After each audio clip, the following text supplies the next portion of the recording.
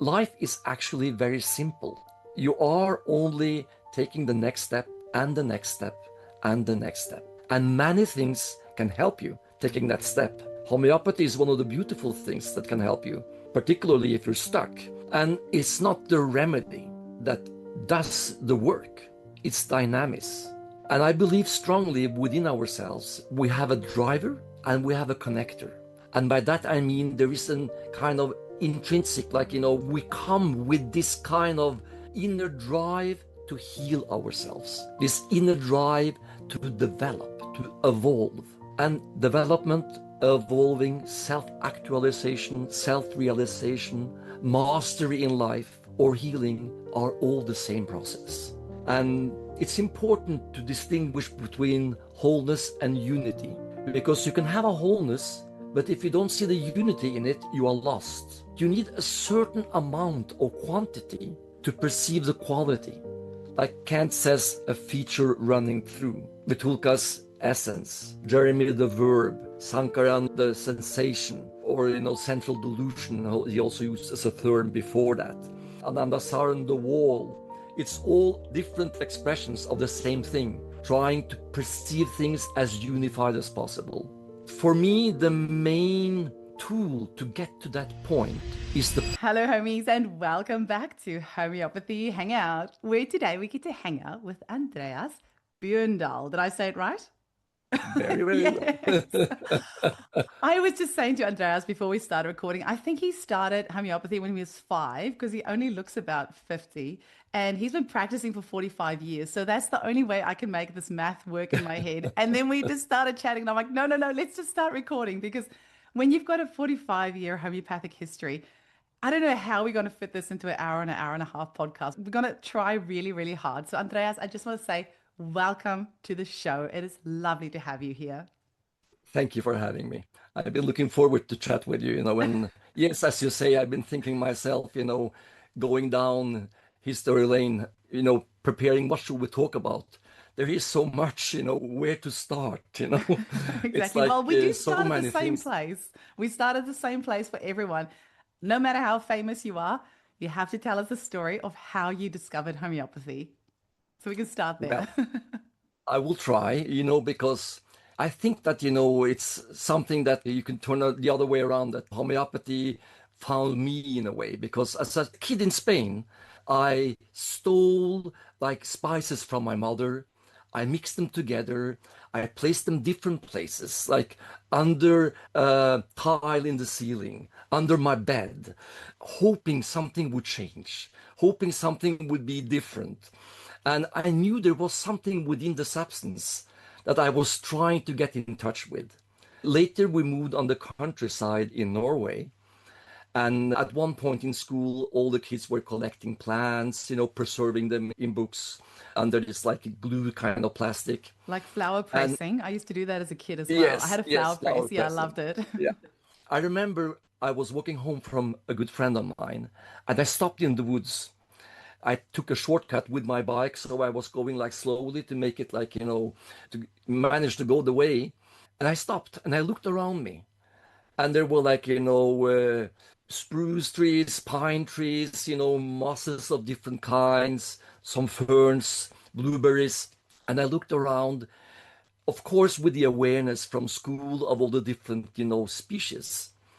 But I knew within myself, one day you will know all these substances. You will be able to name them, and you will also know what they are about. So there was something within that, I was deeply attracted to all substances in nature. And growing up in Spain, my father was an artist, my mother as well. My mother was doing yoga and astrology. So, you grew up in a kind of pre-hippie kind of home. So I was like going out in nature by myself. I was providing myself with some, snails, cracking them with a stone, eating them, exploring, nature. I was fascinated by a new fish I hadn't seen before. I was bringing home hedgehogs. I was bringing home, crabs even. My mother said, they need to be in the sea, they will die. So anything in nature was just fascinating me so much. And then the next step was like, being very much interested in spirituality. I started to do yoga without knowing it was yoga. But my mother practiced yoga when she was pregnant with me, that back in Spain. And then doing like, these exercises, keeping my breath, standing on my head. One day I fell down from standing on my head. And my mother came running up to my room. What happened? And I told her, And then she gave me a book about yoga. So I was practicing like, every morning my yoga. And I was reading books about spirituality. And I decided, for a profession, I wanted to help people, perhaps being a medical doctor, a psychologist, or even a dentist. That was the professions I knew about. Then my mother came back from England with some books about reflexology. She put them, in the bookshelf, but I took them out and I read them and I started to practice on my peers. Like I was 13, 14, 15 years old, and in the big breaks in the middle of the day, they would come with, a bad shoulder or some sport injuries, minor things, Yeah. you know, we're in that kind of therapeutic kind of realm. Because I had so many interests, I often ended up sitting in the back of the bus on the way to school or back to school, telling my classmates about different things. My mother told me about astrology. I could tell them what was typical for each star sign, So I was lecturing and I was practicing very early. And then I was looking for what kind of profession.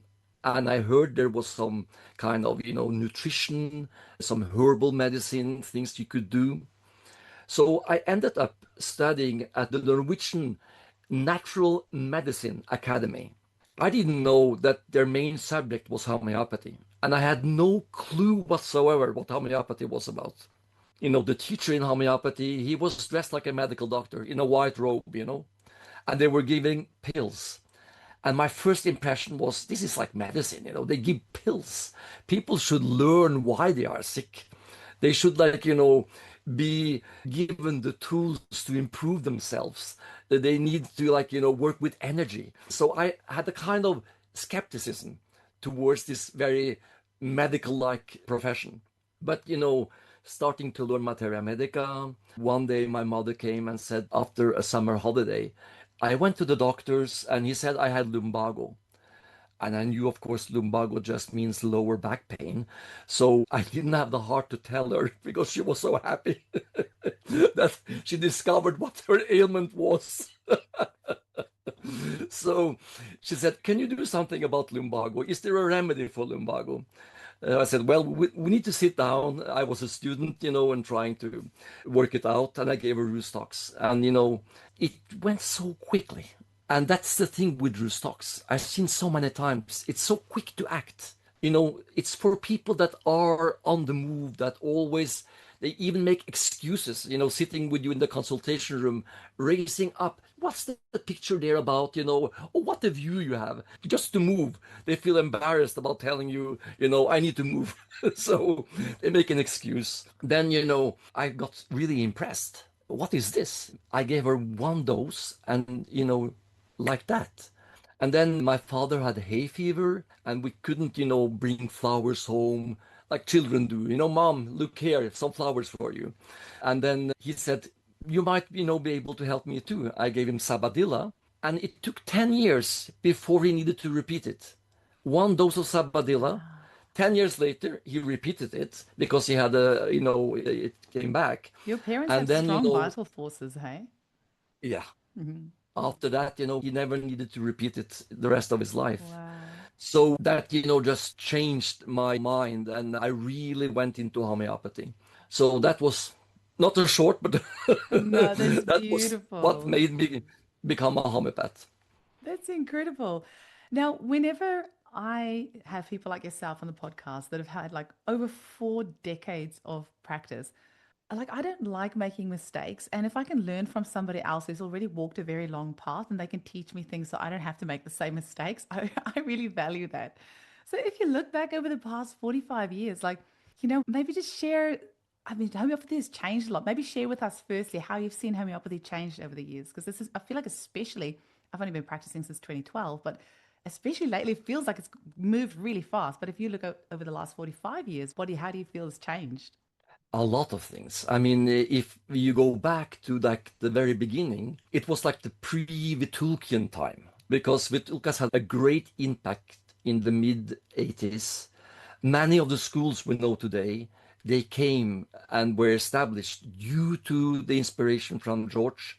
So you have a pre-Vitulkian time. Back in 1981, I visited a spiritual community in southern France, and I met John Morgan from Helios. And there was a medical doctor there responsible for all the people in that community. She needed to do something, so she was away for some months, and she asked, is like, anybody here, a medical doctor? There were none. There were 15 nurses and a halfway studied homeopath. That was me. I had just, taken my first years. So then, I had worked with a medical doctor as a homeopath before, up in the north of Norway. The school, picked up a few students, and then the doctor interviewed them. And I got, I was lucky to get there and work with him. So for some weeks, I worked in the medical practice doing homeopathy. So I had experience of like, a lot of different things quite early. That made me the head of that medical department in that community. But I didn't speak French at that time. And there was like, one Börike in English. There was a Kent repertory in the library. So I was lucky to have those two books. And then I met John, and we right away, got deeply in, connection. We became each other's best men, by the way. At your So weddings? Like yes, your in wedding? our Oh, weddings. really? Oh, Yeah, wow. I really regard John as a very dear friend of mine. And then he said to me, I'm going back. At that time, he was working at Nelson's to learn homeopathic, making of remedies. And so he went back to London before me. And just a few days later, a parcel arrived with all the main remedies. So I could practice homeopathy and help people down there, with the homeopathy. At that time, I didn't see any limits, of homeopathy. You thought you could do whatever, and that's one, change. But I think that is more about being a young homeopath or an experienced homeopath, regardless of the It's historical kind of nice. timeline. Like I sometimes miss that, like coming straight out of college and thinking you can treat anything and do anything and homeopathy is limitless. I actually miss that bravado that I have coming out of college because now that I know that, our remedies, our medicines need to be respected and we can actually do a great deal of harm if we're not doing things correctly. Now I'm like, oh my goodness, thank goodness. But also, I think the Homeopathy is not, universe it's sends you not the people harmful. that you need. No, I know, but I know where I was the same, like, Yeah, bravado. Homeopathy can do anything, can bring you back from the yeah. dead. And now I'm like, I'm just a little bit more careful. But we No, need I that, I mean, think, kind of to push it us can through do. sometimes. It can do a lot of things. And then the next step was this Vitulkian area where everybody was looking for the essence. Everybody was going into like the psychology of homeopathy, which really is just like a follow-up of Kent. Kent was really having the same kind of focus. He writes beautifully in his Materia Medica, a feature running through this remedy. And then, he like in Sina Maritima, he says like touchiness runs through the remedy. They don't like to be, looked at. They are like extremely like capricious, like Camomilla. So he was like, perhaps the first one to lift it up to the whole person in a way. Of course, Bönninghausen and Hahnemann talked about characteristics, and they had a cluster of symptoms that was typical for a remedy. But then Kant really made this oneness, and Vitulkas took it on, spread it internationally.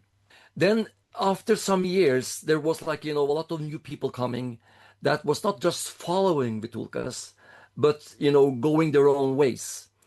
At that time, I had a 2-year postgraduate focusing, that was in the 90s, early 90s, focusing on archetypes, miasms, and developmental stages. Wow. And you had like, Jeremy and Rajan and Massimo and Jan, of course, people that, were starting to think by themselves and going new ways. And when George entered the scene, there was a lot of reactions. You couldn't believe it. People, said, "Oh no, this is crazy. You cannot do like him." And the principal at the school I later, took over, he said, if you write on an exam and you only write Vitulcas's ideas, you will not pass. So Wow. it was like every time there is a new thing coming, there are people reacting, wanting to stay with the old. And after George, the same thing happened with many people, when Rajan came, with his sensation method. There has been different approaches, but if you don't look into particular persons, but try to perceive it, it's moving to a bigger whole on, from the cluster of a few symptoms to the whole person, to like groups of remedies, not one remedy, but families of remedies. And the next step has been not only groups of remedies, but how groups of remedies align in a sequence of development. So today the focus is more on what stage you are in. And this is really a very important realization because it's only one process. Life is actually very simple. You are only taking the next step and the next step and the next step. And many things can help you taking that step. Homeopathy is one of the beautiful things that can help you to make that step, particularly if you're stuck. And it's not the remedy that does the work, it's dynamics. And I believe strongly within ourselves, we have a driver and we have a connector.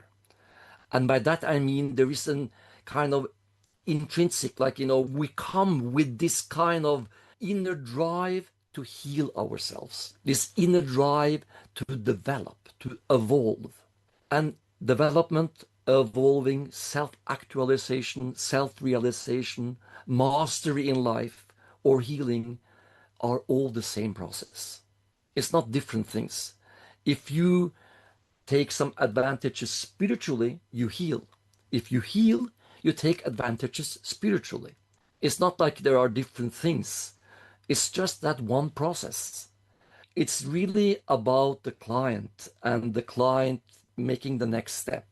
And there are so many ways that happens. So going back to your question with the timeline, we have changed from bigger to bigger, wholenesses. And it's important to distinguish between wholeness and unity, because you can have a wholeness, but if you don't see the unity in it, you are lost. But you need a certain amount of quantity to perceive the quality. Like Kant says, a feature running through. Vitulka's essence, Jeremy the verb, Sankaran, the sensation, or central delusion, he also used as a term before that. Anandasaran, the wall. It's all different expressions of the same thing, trying to perceive things as unified as possible. For me, the main tool to get to that point is the polarity in the client. And that's another factor that came parallel to this, evolutionary awareness, to see there is a polarity.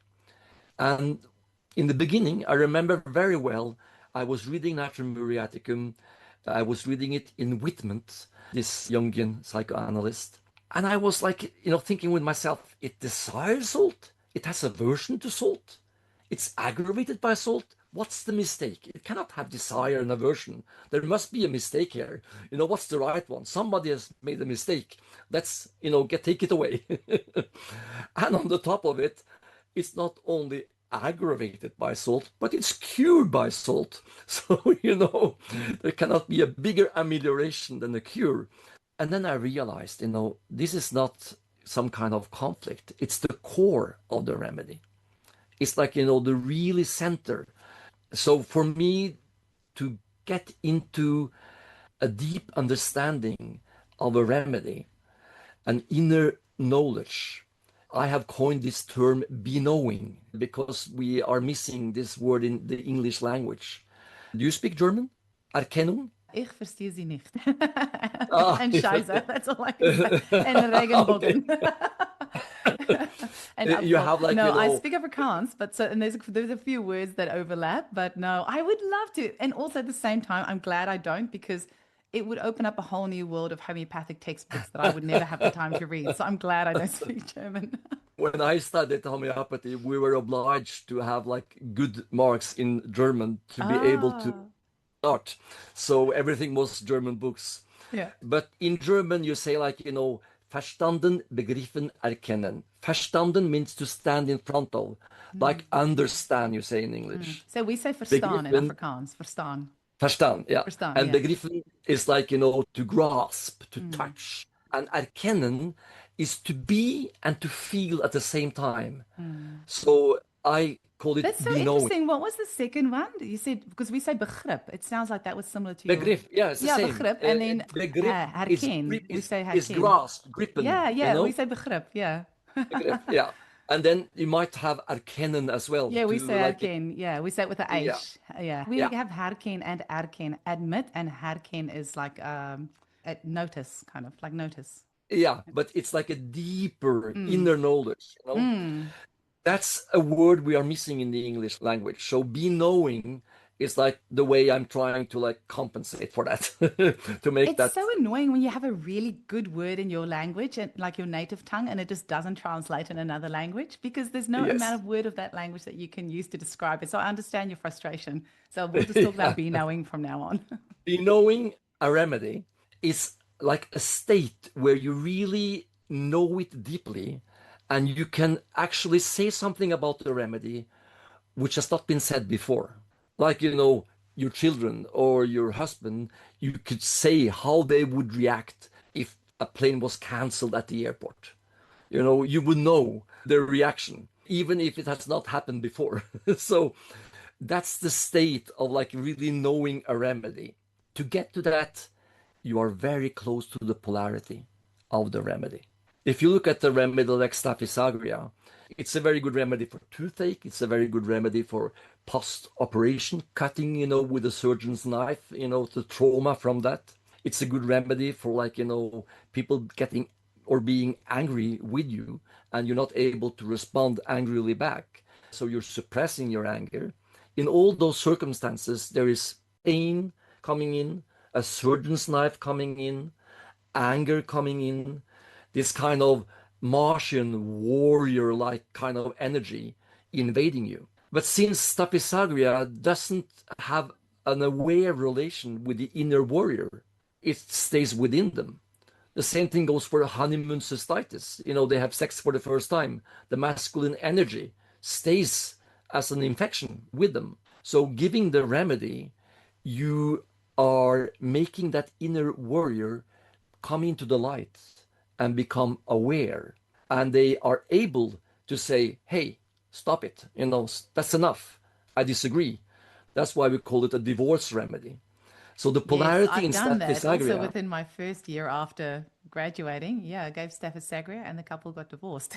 They did get back together though, which was like about yeah, 6 months later, but on her terms. So that's yeah, very good, it was very a good. happy ending. So you need to warn those husbands. Yeah, yep. So sometimes they won't listen. But it's like, you know, this polarity with a kind of female, very sensitive, receptive energy on one side. And that quality is there because that masculine self assertiveness is subdued. That's something that is in the unaware darkness, in the basement, you know? So the remedy makes a balance, but understanding that polarity makes you understand the core of the remedy. I remember, like in the mid 80s, people even thought Staphysagra was an angry remedy. But when they are angry, it's the darkness that comes forward. It's irrational anger. It's an anger that is unaware. They do stupid things that they regret. They cannot understand. How could I do that?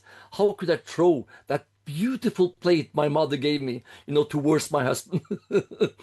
So it's a kind of unaware kind of anger because the warrior is really like in the basement, in a box, with the chain around, locked. So to understand that polarity, it's not only good to understand the remedy, but it's also good to understand the healing process. Because for us homeopaths, it's so important not only to be able to see a remedy working by seeing that the ailments are decreasing and disappearing, but to really understand what this healing process is about. You might, see a client says after Safisagra, I feel more self-assertive, I feel stronger, and still all the symptoms are there. If they are more like physical, more fixed, more like, structural kind of problems, they will need more time. And then you might say, okay, we need to change the remedy. It didn't work if you are very focused on the more physical ailments. So to see the polarity of a remedy is not only important to assess the improvement, but also to help, to provide some advice for the client, to make the client aware. After a first-time consultation, I always sit, with the client and go through the case with them. I say what I hear you say is that, you have this and this and this, and I use the words of the client. But I make sure to, in a way, have my comprehension, my understanding of the polarity. Because going to a homeopath is, healing you by itself. Coming to see you as a person with your positive, unconditional regard, to use Rogerian therapy term, this unconditional positive regard is in itself starting the cure. Anton Antonovsky used the term salutogenesis, meaning creation of health. Instead of removing ailments, you are improving health and manageability, comprehensibility, being able to do something about it, mastering it, is starting the healing process. So before you even, have any clue of what you will prescribe, the healing has started. Just the intention of the client coming to see you is opening up a door. So there are so many factors that are like, important to be aware of. And I think it's so important for me. It's always been an aim to make my clients understand and perceive what I think is going on and not have this position of being like a kind of authority. I remember, like, in the early Vitruvian years, people were saying you should never tell your client the remedy. On the opposite, I feel like if they want to know something about the remedy, go ahead. I'm not That's part of the afraid. healing. I'm the same. I engage them with the remedy. That's why my desk has got, I had clients this today, but my table all around me are full of books because at the start of Yeah, the consult, my table is clean. And then by the end, it's just full of books everywhere because I'm reading them passages from the Materia Medica to see if they yeah, resonate with it. And yeah. yeah, it's so important. I think, like, just to keep on with your question, this polarity, it came, at the same time. So this is a new thing, and I think it's really so important. When I see the first polarity kind of qualities coming forward, I know I'm close to like the core of this case. Is that And something then you teach? Like, sorry, I'm just jumping the gun here, but do you, like, when you talk about polarity, is this something that you teach in your courses and things? absolutely, Like, how do you I learn have this from developed the Materia Medica? both. I mean, I use it when I read remedies and learn remedies. I use Mm, it when I take the case. And of mm, course, I combine it to find the best proper remedy. And the last 20, 30 years, I've been teaching archetypes, which is a system I have developed where, every archetype has a polarity. So I have allocated remedies accordingly to their polarities. Actually, it came from, seeing that remedies as Calcarea carbonica, Carcinosinum, Kali carbonicum, Natrium muriaticum, Conium, they are so similar. There is something very controlled, very serious, very structured in all these remedies. Carcinosinum is a nosode, Conium a plant, Calicarbonicum, Calcarea carbonica, minerals, Calcarea carbonica, also, of course, an animal. So, regardless of the kingdom, they have these common qualities. And not only that, those qualities are at the core of the remedy, more important than the kingdom quality. Then I saw that all these qualities in these clients had a polarity. That the muriaticum is holding control because they are so sensitive inside, And Kali carbonicum is black and white and very like controlled, but they weep when they are narrating their symptoms. And they have all this structure that is like dissolving and going into structure again, particularly around pregnancy, when women get full of water and the pubic bones are like loosening up and then putting in back to structure. That kind of process, if there are challenges with that, Kali carbonicum is a beautiful remedy to be aware of. In carcinosinum, you have the same thing, control, and then you have this lost childhood within too much responsibility too early. So I realized that not only is this quality at the core of the remedy, but the polarity is the same in all of them. And then I discovered, with Staphysagra, with Nux vomica, with Colchicum, with the snake remedies, there was a complete different kind of theme. It was a theme about a theme with much more energy to it. Like, anger, assertiveness, or sensitivity, receptiveness, a more masculine female kind of, polarity.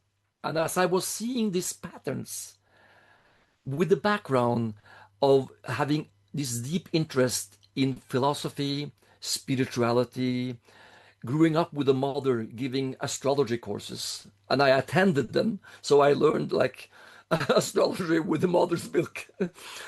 I was looking for these patterns, and I realized that this first pattern was Saturn Moon quality, polarity, or Bina Yesod in Kabbalah, or like Capricorn Cancer in the zodiac.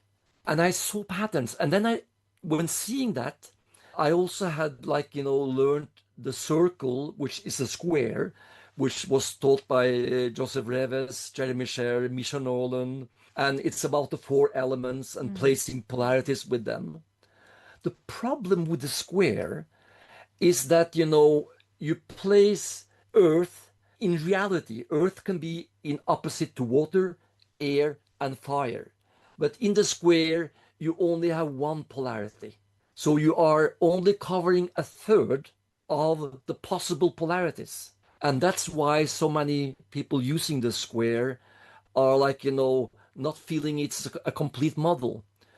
Because to have a complete model, you need both odd and even numberness. You need the polarity and you need dynamics of the odd numbers. So I was looking for the smallest number having both. That's number 6. So I decided to make a system based on the smallest amount of classification, so it would be easy to learn and at the same time contain as much of reality as possible.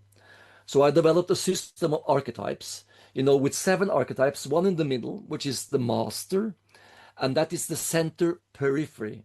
It also has the polarity. A remedy like sulfur is very much, focused on being in the center, being the best sportsman, being the most knowledgeable, in the class. A sulfur student, you spot him right away. He asks a question, but it's not a question. It's adding information that perhaps you didn't know. He wants to be, I know this. Is that right? Isn't it? Isn't that the beautiful part of the piece of knowledge? Yeah. So they will give you some knowledge, pretending asking a question to be in the center. Sulfur can be dressed in, rags and be dirty, and still they feel like, I came to this party, everybody else, has these nice clothes, but I came, that's really value. It's the center, I am the best guitar player, or I am, the one that was most famous or should have been most famous. So sulfur, it's about center and periphery. They are great being in the center. In a 3D model, the center in a cone would be the top. They want to be at the top. They bring new things from the top down, new ideas. new ways of doing things. The struggle for sulfur is bringing it all the way to the periphery, completing it, fulfilling it, being, the center all the way out to the skin, all the way out to the clothes, all the way out to the surroundings. So the healing process of sulfur is very often that they clean up, they throw away things, they publish their book, they complete things. So this is center periphery kind of like, theme in remedies. So basically, I look for the polarity in the remedy and I try to describe it in a way that is dynamic. Like with sulfur, they are so preoccupied about being in the center that they don't, give energy to the periphery. A healing process in sulfur is if they come to you and they say, you know what? I realize I've been so violent in a way towards people. I have imposed myself so much upon them, my ideas, without even considering if they were interested or if they were able to grasp or if they had any kind of use of what I was saying to them. Now my focus is, what can I give this person that will make them take one step forward, regardless of my own things? Then the sulfur is beautifully cured, because then, it has been able to use this center quality all the way out to the periphery. So that's the process in sulfur. How do you come to that? Like, what if you, it sounds like you've drawn on a few different things. Is this like clinical experience or is this like, To be honest, it took me a year. It took me a year.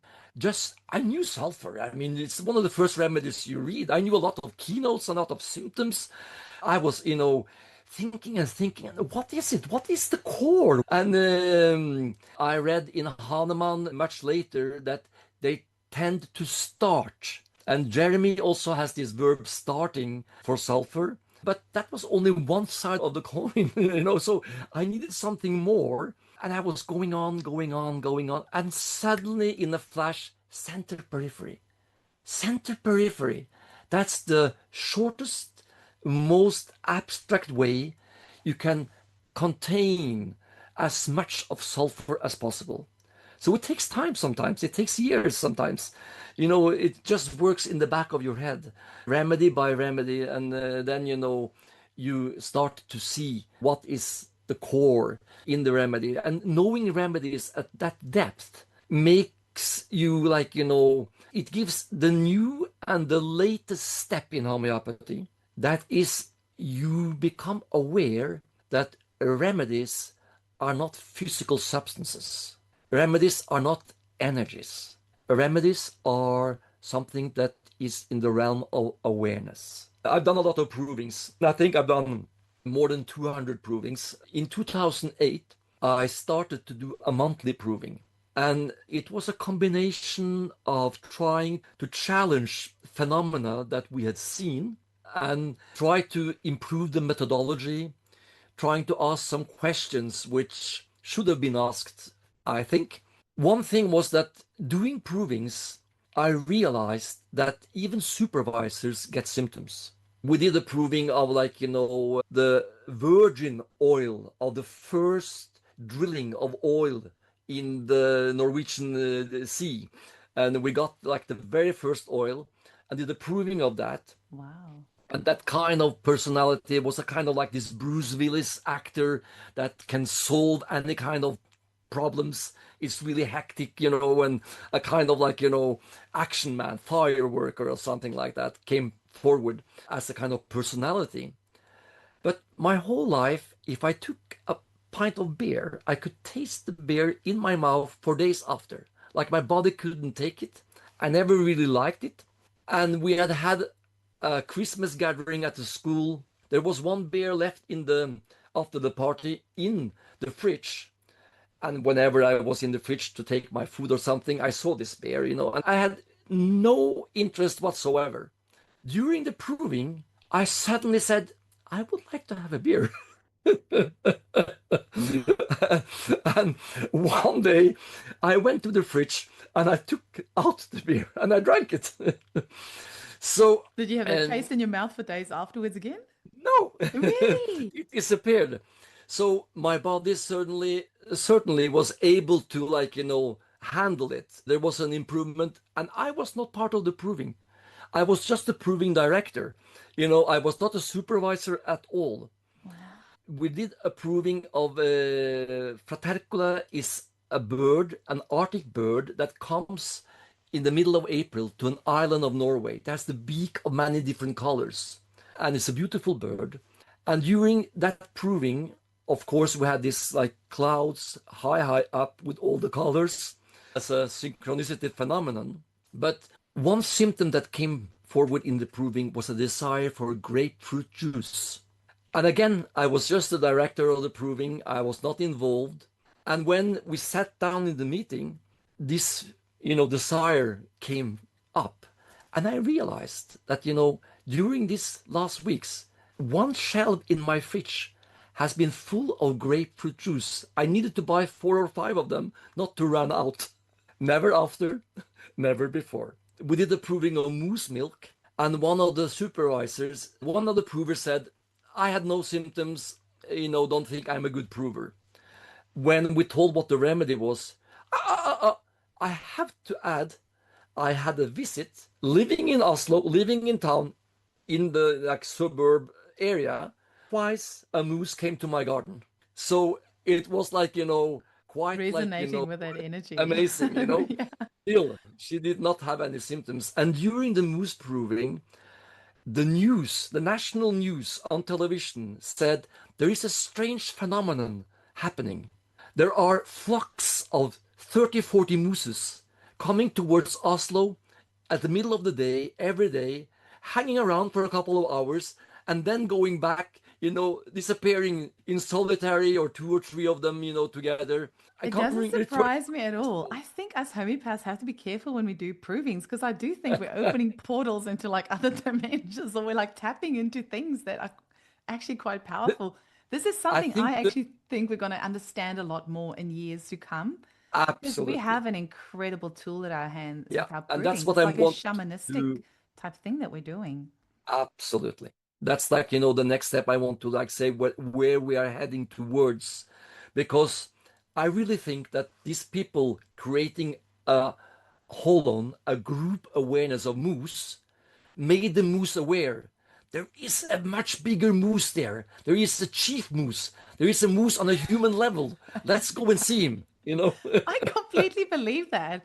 Actually, Yeah, Paul Terrio has said this a few times that, animals will sacrifice themselves in front of him when a remedy needs to be made. And I think maybe the animal yeah. world as well, when they're like, okay, the humans need this, I'm going to sacrifice myself so they can make a remedy. Because when you put It's that amazing with attention out animals. there of wanting to like create something, it's the substance just presents itself. But then other way around, when you're doing it, it's also, yeah, presents itself. It's, Absolutely, yeah. absolutely. I've seen so many cases where, the owner of an animal has an illness and the animal gets the same illness, or the animal gets an illness and then, later it's discovered that, the owner has it. Animals carry with us, they live in the flock, they provide for the flock.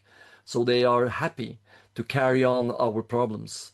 So it's like, they are a huge blessing in that sense. Can you also, on this journey that you're taking us on, can you also like tell us any pitfalls that you see? Because I would love, like, this is having you so valuable. You've got this hindsight that you can look at, and then you can look forward. And, based on the past, you can look at, what's ahead, like any sort of Yeah, pitfalls that you can warn us about as well that you've seen happen and that you think we should look I'll out for. try. I'll just I'll just finish add this that thought in there. first. So, doing these provings, we started off, what if none of the provers ingest anything? So, people have done meditation provings with a bottle in the middle of the room. What if we additionally don't potentize it? We take the crude substance, we put it in the room, it's covered or in a box, so it's blinded. So we did that for a year. We took mineral substances, and we took substances that we knew, like Natrium muriaticum, aurum, plumbum, and so on. For the aurum proving, by the way, a guy called me because, additionally to homeopathy, I've been so interested in perennial philosophy. I have done like, I have a series of 7 weekend courses on Kabbalah. And other things. So perennial knowledge for me is like a deep understanding of the basic principles behind language, behind any model, behind any philosophy. And it boils down to very simple, basic units. So it connects things, and that helps a lot. Having gone into that way of thinking makes you be able to perceive and see these unified qualities in remedies and in clients. So back to the provings, the first thing we did was crude substances and, not potentized, not ingested. Choosing substances we knew about so we could compare. And, the symptoms we got fitted beautifully. With Aurum, that day, a guy calls me and he says, "Can I attend any of your Kabbalah courses?" And I said, "Right now, there is none that are scheduled. I'm doing a proving tonight. If you want to join, you can come." And he said, "Oh, yes, I would love that." This guy knows nothing about homeopathy. He knows nothing about natural healing at all or medicine. He is an electro engineer. So he knows about electricity. And he sits there during, the proving, and we have a meditation. And then he says, "This is the strangest thing I ever have experienced." And we say, "What is it?" "Well, I only saw half bottom of things. The top was black. Whatever I saw, it was cut in the middle, and I saw only the legs, four legs of a horse or a moose or a cow or whatever." And I knew the symptom. Aurum has the symptom, that they are blind, but they only see the lower half. So Aurum and a couple of Aurum souls has that symptom. And there was 2 or 3 or 4 homeopaths in the room. So I said, "Has anyone heard of this before?" And none had heard of it. They didn't know the symptom. So I thought, okay, it might be that he picked up on my knowledge, or it was a proving. On top of it, when we were doing the Aurum proving, a friend of mine was going to bring some leaf gold, the gold that you put on things. He forgot. So we didn't have gold. We didn't want to use a wedding ring or something that was personal. So I went down to my office 2 floors further down from the proving room. I printed out a layout of the periodic table. I took away all symbols, all letters, all numbers, just placed a dot in the Aurum. I added a drawing of the electron configuration of Aurum, and I wrote Aurum. And I put the paper on the table with a cloth above. And still, we had these Aurum symptoms coming forward. The last proving we did that year was supposed to be Meteor. And again, the guy that was, intended to lend us a Meteor changed his mind. So in the last minute, I thought, okay, let's just make it diamond. I didn't tell anyone. 5 minutes later, this guy comes up. It was on the 6th floor in a tower in a huge building. And this guy comes up and said, "What happened with all the signs for the schools?" And I said, "What do you mean? They are all away. It's just a new sign there." "A new sign?" "Yes, it says Black Diamond." "What?" It happened a film crew had asked the secretary to come up and take some shots from the outside of the building. And they were just taking down all the signs, putting up that Black Diamond sign. Oh, The same wow. the same day, there was a film that was released in Norwegian cinemas about Evil Harry, a postman that discovers a big sack full of diamonds and takes it.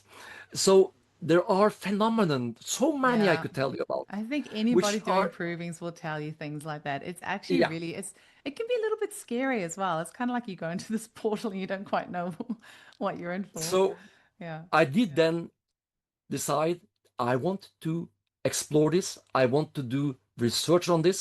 I want to find out what's going on. So next we did the year after was even taking provings of groups of plants.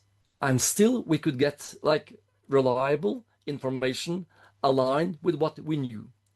The Not a third single year, plant, a group of plants. a group of Oh, plants, wow. approving of a group of plants. That worked beautifully. Then I said, since we had the aurum and we had the diamond just based more or less on nothing, a drawing and just intention, I thought perhaps I was the only one knowing the substance. It was single blinded, but I was participating. I said nothing at all about my experiences before everybody else had said what they had felt, not to influence. Then I decided perhaps still they are picking up on something, in me. So I asked Joe Evans in the UK that wrote this beautiful book about like sea remedies. I said, Holder, could you allocate these 10 days next year, sit down at 9:30, decide for a remedy or a group of remedies within the sea that you know so well. And then when you have decided, you send me a mail and you make sure that you don't write the name of like the remedy on the title of the mail, but says like, answer or something like that, or decision. Or so we did the provings. We sat down, we collected all the information. So just We a meditative concluded, preview. So like just intentionally meeting, like going into a yeah, meditative state, recording your symptoms, and it's like double blind because not you or the provers know what they're meditating on or what they're kind of consciously allowing to come in unconsciously. actually it's quadruple blind. And I will explain. All the provings we do it in 5 steps. First, people tell what has happened in their life lately. Then we have a meditation and we share the experiences of the meditation. Then the word is open and we discuss themes, what has been running through in the experiences and in the meditation. And fourth, at this stage, we already have a deep understanding of what the substance is about. The fourth stage is to align with that. And then I will repeat some of the central points and we will align with it. And the fifth stage is just individual and you just sit and identify with the process. It's a proving done in 3 or 4 hours. It's a proving that gives a deep understanding of the remedy. And it's always healing. It's always beneficial. We are done with having, bad effects. It's like, really you feel a blessing from each and every proving. And this is bringing me to the new step in homeopathy. The new step is connecting with the awareness of the remedy and being aware of what the remedy gives, not what it takes away, but what it adds to you, what, is the positive influence. You can align with a remedy, like we just spoke about Staphysaria and sulfur. If you really deeply know them, it means you can be online with them. You can bring them into the consultation room. You can connect with them like you have experienced, as most people have. You think about someone and they call you, or they turn up around the corner. And you can do that intentionally. There is, Rupert Sheldrake did these experiments, with dogs and owners. He was filming, the dog and he was filming the owner. And the third person was asked to call the owner and says, now you can go home Yeah, at I've any seen time that. Yeah, during the and they get like a working little day. beeper, and then yes, and you can Yeah. see the And activity then, on the dog the second the person checks the beeper or they get the call. Then yeah, it's amazing, hey? yeah, and the dog knows, Yeah. no, oh, he's coming, So you can connect intentionally. You can connect with the remedy. Asking about pitfalls, you might think that you are connecting too easily, without really knowing the remedy deeply. And then you connect more with your own things, with your own ideas or stuff. Yeah. But when you reach a point where you have this deep, erkennung or be knowing of the remedy, then you know that you can connect with it and bring it into the room. And already there, you are adding on all those factors that are there to heal the client. And you're giving a remedy already. Like, with these provings with Joe Evans, we did everything. We sat down, we took all the 5 steps, did the proving, and Joe Evans had not even started deciding the remedy. That's freaky. So we had finished, we had concluded the theme, the That's some weird polarity mood. So like, I think that's in like the next remedy. level. Wow. And it's not single blinded because I didn't know. It's not double blinded because none of the participants didn't know. It's not triple blinded because nobody involved didn't know. It's quadruple blinded because it was done before. So we broke all the rules of, like, connection and causality. One of my main drives in life is questioning everything I believe in, questioning everything we learn, just asking questions. It's one of the most valuable attitudes. Could it be different? Could it be another thing? Could it be a different way of explaining it? Very early in my life, I remembered a kind of pre-existence, earlier lives. And even if I remember that and I have learned this kind of chronological worldview, I'm open to it might be something coming from my genetics. It might be multidimensional. It might be that this soul is close to me. There might be so many different ways of explaining it. And it's not important for me what is the right answer. It's to be open minded. And then, the answer will come as a kind of deeper be knowing that, deep within. That's the way it is. So, this openness Mm. is important for me. I tell you, back then in 2010, when we did these provings, I was mind blown. I was like, what is this? I didn't believe it. I hoped almost that would fit. To really test it, I took one of the provings. I sent out our proving information to 10 expert homeopaths, asked them to assess the information and guess which remedy is it. And I tell you, like, they were so many hit it right on. This is Ambra grisea. And somebody were like, ranuncula, like pulsatilla, which are very similar. All the ranunculacea, pulsatilla, and Staphysagra, aconitum are very sensitive, very water remedy like qualities. So it was so close. So basically, that was liberation. It was okay. The remedies are coming to us as much as we are coming to them. There is a connection here on a deeper level. I have had experiences in my life. You wouldn't believe it. I mean, being in Rome and London, crossing streets, meeting people that, I just needed to meet just there.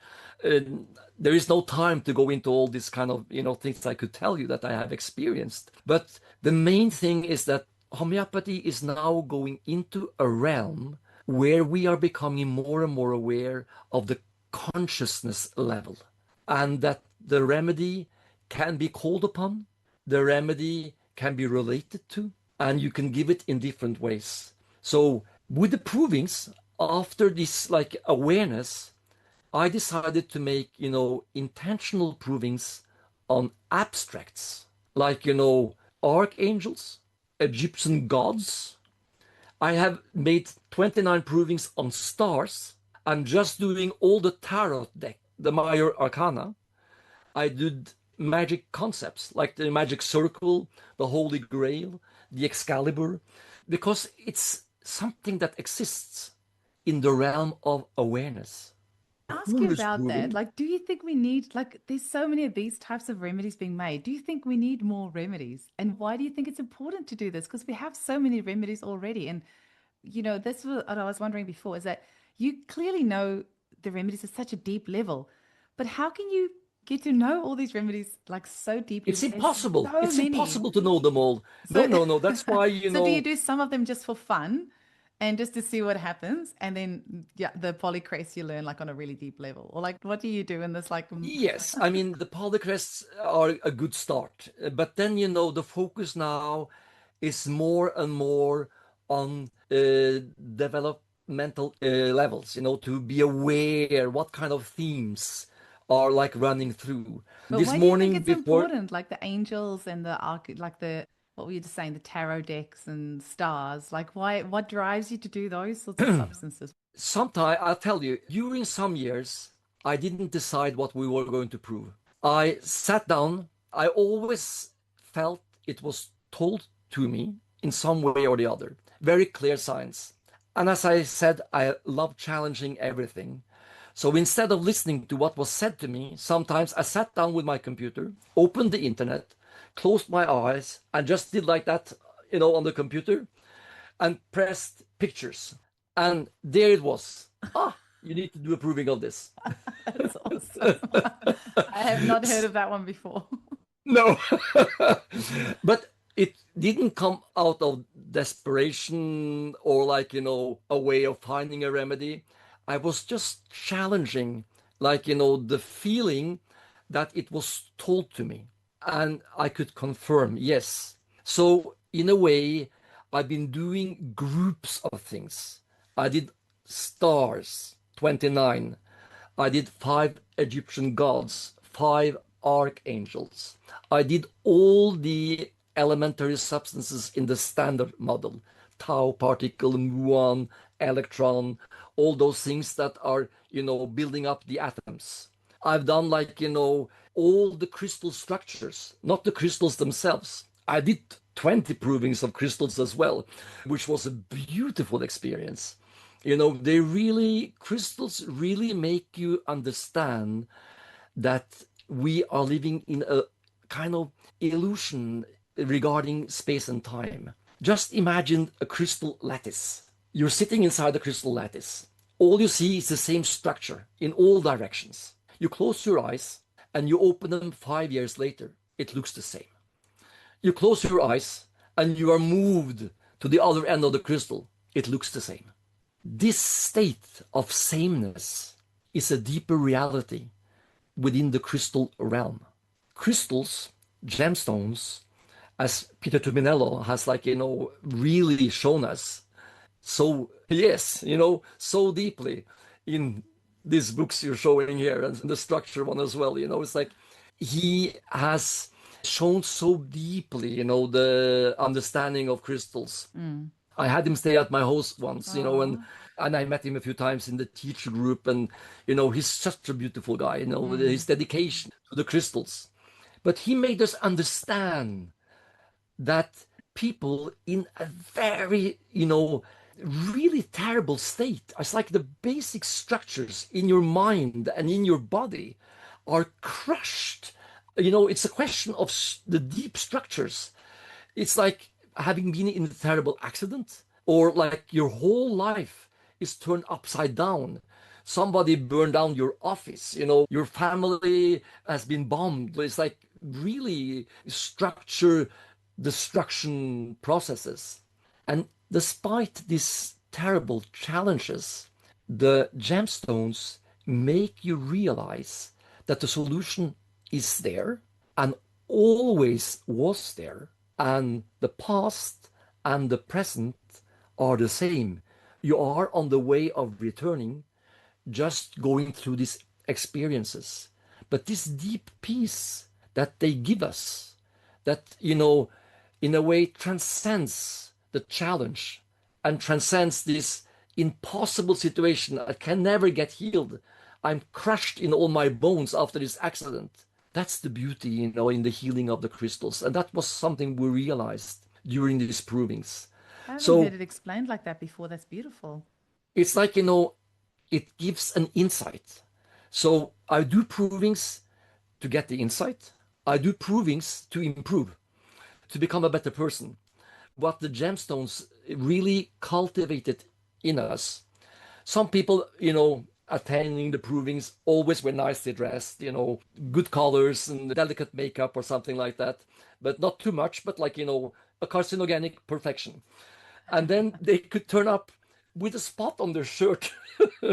And it took away the need to be so perfect on one side and just be yourself, get in touch with the inner values. But on the other side, it made you really aware that the most important thing in life is to cultivate the virtues, to become more wise, to become more loving, to become more just, to become more pure, to become more truthful. That was like, the gift that the gemstones were giving. So it's a journey that is very pleasant. It gives you something, and you remember them. Like, when we did Isis, the Egyptian goddess, Isis is like Mother Mary. Isis is like the main queen, the main female figure.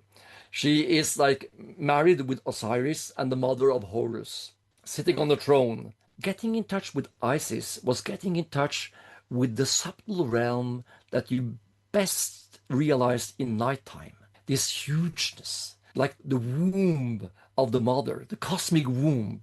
You feel the presence of a mother energy that is always there, always protecting you. You don't need to fear. You are heading back home. This is just for a short while down here. It's like this safe, secure kind of quality.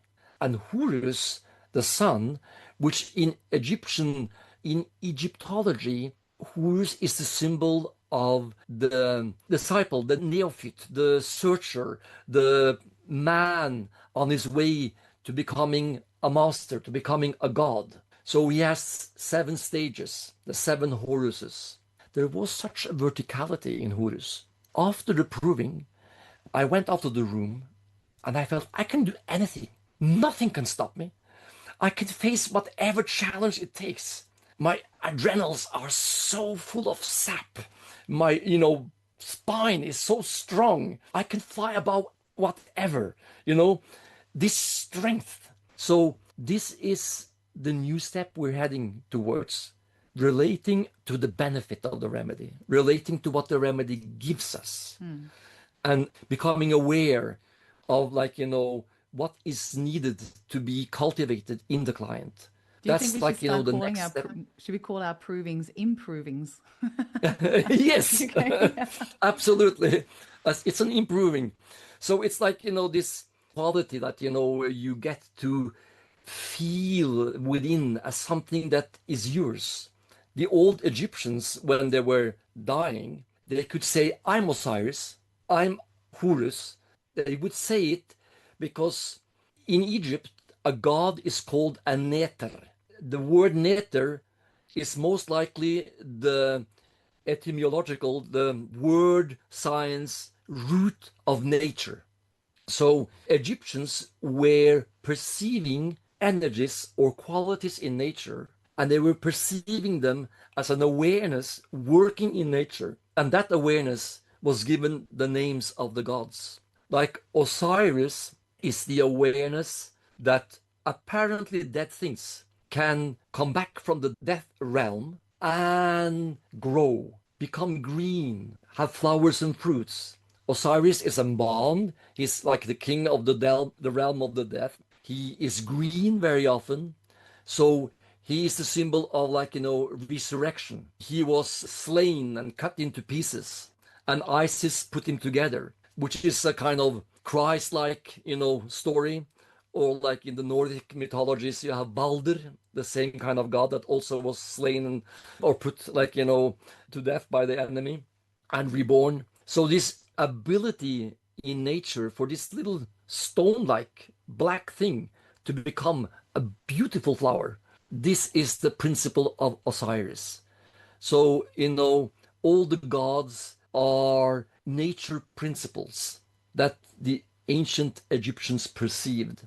I feel really tempted to go into something now, but I think to be a good homeopath, you almost need to know a little bit of Egyptology and Greek mythology and all of these yeah, bits and pieces, but you I kind of mean, learn it along the way as you learn as well. I was just you going to have to ask, know everything. okay, so this is a little bit funny for anyone watching on the video. You're going to go, why has Eugenie got an outfit change?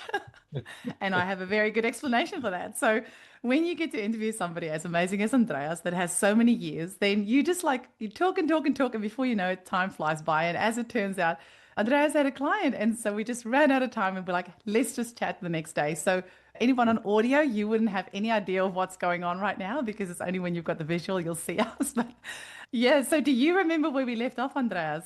Yes, Oh, good, because you asked. I have to admit, I only understood about 10% of what you said. So- but I don't know. Is this like an essential part? I've noticed so many homeopaths with decades experience, somehow they all end up like knowing so much about mythology and about mysticism and all this sort of stuff. It's really interesting. But I guess your life, Yes, you were kind of introduced to that, all that from it a young is, but age. it is, and it's a very important point, and it has a kind of like, it's so valuable to homeopaths, but we are in a way doing it in practice. I, believe in oneness. There is in the universe something which has the capacity of uniting absolutely everything into one, into like, a unified principle. And when everything is united, there is no space because things are united. There is no time because time would need to, be measured by something changing. Everything is one. And that's like the only axiom or law that I really deeply believe in. I believe in oneness. And that's not something new. It's something which was typical for many of the ancient, philosophies, the perennial philosophies. In Egypt, they regarded two as a smaller number than one because oneness had to divide into two. So to become two, you needed two halves. You understand? Well, even So Egyptology and like stuff, that always like that gets woven in somewhere if you hang around long enough in the homeopathic world, it seems.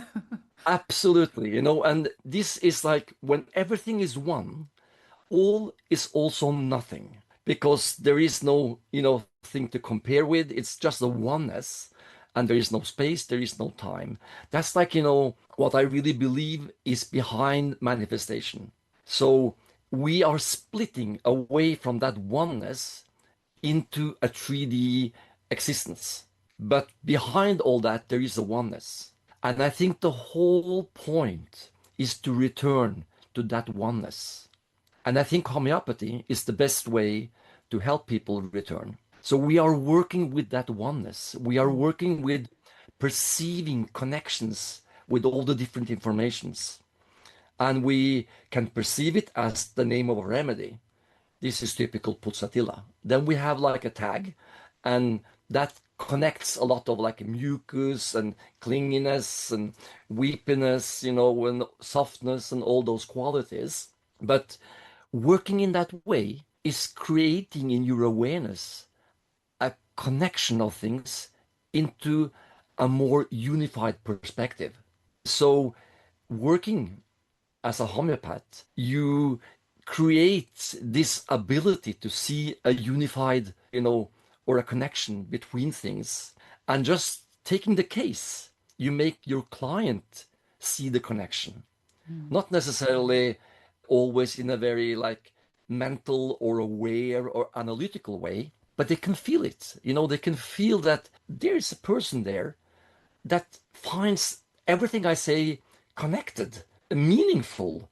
There must be something that, is unified. And this unification process is very close to the perennial philosophies, which yesterday I was tempted. I didn't go there, but I will do it because it's important to understand.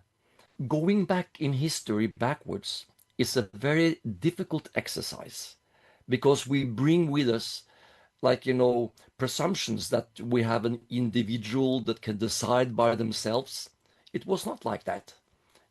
If you were a carpenter, your father obviously had been a carpenter and your grandfather had been a carpenter, your uncles were carpenters, and you had no say. You would be a carpenter like your brothers. And And your surname was Carpenter well, yeah, eventually. absolutely. So then as you go, back even more, you get to a state or a time which is called pre-axial age. Carl Jasper was a guy that, said that there was a change. He was not the only one, but there was a change in history, 800 BC until 200 BC, which happened all over the world. Confucius and Lao Tzu in China. You had like, the Hindu philosophers, the Greek philosophers, the Hebrew, writers of the Bible and stuff. if you go back before that, people seem to perceive reality as streaming towards them, just like a child would like look around and see things, realize that that word dinner always seems to happen just before people are eating, and they realize connections, but it's just a flow. It's a flow of reality coming into you. And then there came a change where people started to inquire, analyze, and ask, do we have a soul and a spirit, or only a soul? Are we like, basically good, morally, or are we good and bad? Is existence consisting of 2 elements, 3 elements, 5 elements? In China, they decided 2 and 5. And they were discussing this for 200 years, the yin yang school and the 5 element school. Remember, this philosopher believing in 5 elements was living a 2-day walk from the other guy. And then, it takes time. So, couple of centuries, and they decided to unite both. So all the 5 elements had a yin and a yang aspect. In India, it was also 5 elements, but they put it together to 3 doshas. In Greece, they ended up with 4 elements. Some said 1, some said 2 there as well. It was a discussion. So one difference is this way of approaching reality analytically, mentally. Is it this or is it that, and why? Logically. The other thing is starting to divide the, nature which is unflowing without any like abrupt changes was digitalized into like 4 categories. The 5 elements in China made them have 5 seasons. The 3 doshas in India made 3 seasons in India. The 4 elements in Greece is the reason we think we have 4 seasons. We could have early autumn, late autumn, midwinter, late summer. Indian summer is something that we know of. So there, this kind of understandings or ways of seeing reality formed like a foundation of, our culture and our understanding of reality. Before that, it was not something that was analytical. It was something that was perceived. The ancient Egyptians were looking at the night sky and they could see the streaming from the different zodiacal signs, that it was more red or more yellowish. They could see the qualities and feel the qualities. And they would see this quality streaming towards me is the same as I see when I see a ram, an Aries, or an ox. So they would call these areas of the sky the ram area, the ox area, which is the beginning of the understanding of the zodiac in astrology. But people perceive these qualities, as we spoke about with Osiris and with Horus. It was qualities in nature. Something in nature has the ability to turn things apparently dead into life. That quality is Osiris. That quality is not, a god which walks about. It is an awareness that penetrates the whole nature, and it's the awareness of Osiris. So when Pharaoh died, he could say, I am Osiris. He would then say, I have the ability to turn what is apparently dead within myself into life again. I don't need to reincarnate anymore. I have, reached a state of eternal life. That's the way he would say it. So we are heading back in a way. It's like humanity on the journey of awareness has gone down into the most material, and then we're heading back up, and we are at the same level as the Egyptians were. We are again introducing pictures to, talk, to communicate, emojis, like, the old Egyptians did. What we do in homeopathy, finding the energy or awareness behind substance, is a return to what the Egyptians already perceived. But we have been, through the analytical and scientific. And now we are again approaching it in a way of getting to know it deeper. As we said yesterday, be knowing, an inner being where I am Osiris, or I am Pulsatilla, I am sulfur, I am Calcarea carbonica, because I know what it is to be a Calcarea carbonica. I know it so deeply that I can put myself into that state of feeling overwhelmed, of having to compensate by making lists, by making structures, having this shell that protects me. Because inside I'm so soft and so sensitive, lying here at the bottom of the sea. It's cold, and it's like, so there is no distance because every, thing that happens around me streams into my shell and I can taste it. I can feel it. I'm strongly influenced by it. I'm influenced by that octopus eating that crab just a few meters away from me. you know, this extreme sensitivity. And then, I have this strong shell protecting me. And so, in a way, you can say that we are in a profession that will attract us to that kind of knowledge which is unifying. And the perennial philosophies, astrology, Kabbalah, numerology, and so on, resonates with our way of thinking. So I think that's the reason so many homeopaths, in some way or the other, will feel, oh, this is similar. This is something, I know this way of thinking. I know this way of, perceiving reality. I love that you talk about that because I have just come off our tutorial with our Center for Homeopathic Education students or CHE students, which is funny because I know you're teaching for CHE this evening, actually, our time. Yes. So for our students in Australia here, I did a tutorial today and they've got their first assessment and it's around creating a resource on 3 different remedies that represents the style in which they learn. So it can be visual, or it can be more like, graphs or, highlight, or however you want to do it in your style. Yeah, yeah. And so I was just giving them an idea because they're brand new students, right? So they, still need to learn how to read Materia Medica. And so I pulled out some mythology because I said, if you're going to do it on Arnica, don't just like read the dry Materia Medica. Go and read on the mythology of Arnica. Go and read where does Arnica grow. So go into the botany. Where does it grow and which season is it most alive? Or, because that client that you're seeing, it might be that, if the daisy grows on this area, then maybe the person, if they buy the sea or by the mountain, they feel better depending on where, the plant naturally grows. Go and read up on the toxicology of it. Go and read up on, just all the various things. Like you can draw on everything around you to learn your materia medica. And it was so lovely because you can just see the students' eyes light up like, wow, they didn't realize that they can draw on the entire natural world around them to learn about homeopathy. So it was lovely to see their faces light up. And you're right, like unity is part of homeopathy because, we just integrate from all sorts of different places into our learning.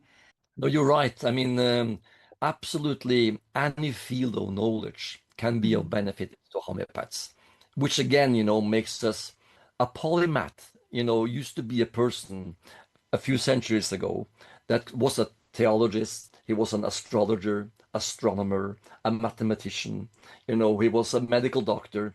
People in those days had the ability and the possibility to read all books available on mathematics because there was not that many, everything available on astrology.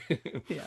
And they, learned all these different fields. But we homeopaths are in a way a new version of that kind of person that, chemistry, oh yes, yeah, I need to learn my chemistry, botany, of course, zoology, of course, psychology, yes, medicine as well, It's like all those things are of value for our perception and understanding and our work. So Absolutely. absolutely, it's great. And yeah, I would love to have the possibility to have a school where we could go through the Materia Medica as something that you experience, like, experiencing every remedy, doing a proving. And with this way that I do provings, you can do that because you can make a remedy and learn it within a couple of hours, so you get a deep, presence and understanding of the remedy that way. Which brings us back to your question, like, the timeline of homeopathy. We saw that, you get a bigger and bigger wholeness from a little like cluster of symptoms, characteristics to like the whole person.